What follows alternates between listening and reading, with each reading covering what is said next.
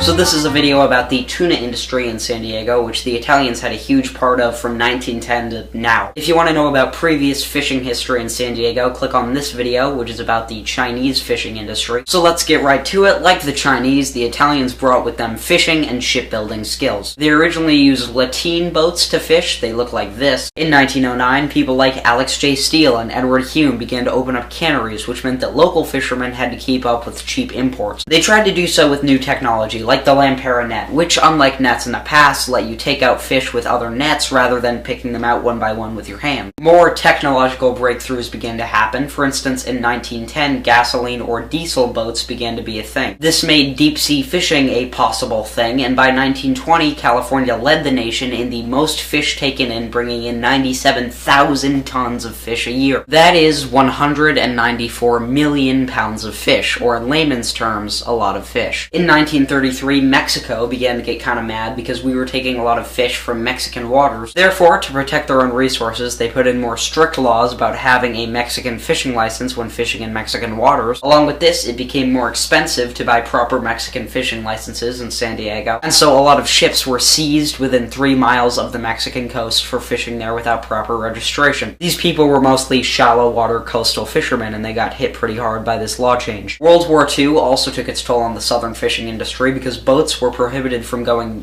more south than a certain point, and later than that, all fishing boats over 90 feet of length were taken to be used by the Navy. Fast forward a few years to 1950, where a bunch of other problems with the fishing industry arose. For one, nets weren't a really good way to catch fish, so they had to use bait, and the bait-to-catch ratio was completely backwards. In 1950, around 26 million pounds of bait were used, and about 3 million pounds of fish were taken in. So that hurt the fishing industry, but that wasn't the only thing that hurt the fishing industry, because Japan was also taking its toll. It was cheaper to import fish from Japan than buy them from local fishermen because of some kind of yen to dollar exchange rate. I don't really know how it works. So believe it or not, these problems were solved with new pieces of technology. These pieces of technology were nylon nets and this thing called a PureTech power block that was used to bring in the nylon nets once they were cast. This changed everything because the nets before that net sucked. There were these cotton nets, and to deploy and bring them back unsuccessfully with no fish in them, it took 110 minutes. And they were really heavy and they required maintenance all the time, and on top of all that, they only lasted for about a year. The nylon nets, however, were way better. They took only 58 minutes to deploy and bring back unsuccessfully. That was with the help of the PureTech power block that could deploy and bring it back. They were far stronger, which meant they required less maintenance, they could hold bigger schools of fish, and the best part, they lasted for about 5 years. This meant two things. One, Japan couldn't keep up anymore, and two, the need for bait was pretty much eliminated. There was no need to have bait ships anymore. So after that, the tuna industry had its ups and downs. Fast forward about 60 years to today. Today, there are over 100 fishing boats in San Diego's tuna fishing fleet, and they cost about $7 or $8 million to make, so they're pretty much all owned by corporations, even the independent ones. Admittedly, I'm not really sure how that works. Today, about 25% of these independent boats are owned by Italians. Some aspects of the fishing industry have declined, like the market fishing industry. Not all fish were caught to be sold to canneries or to be exported. A lot of them were just sold to local markets in San Diego. A lot of laws were passed that messed the market industry up, like the regulations on the sizes of nets that could be used and the regulations on the sizes of fish that you could catch and keep,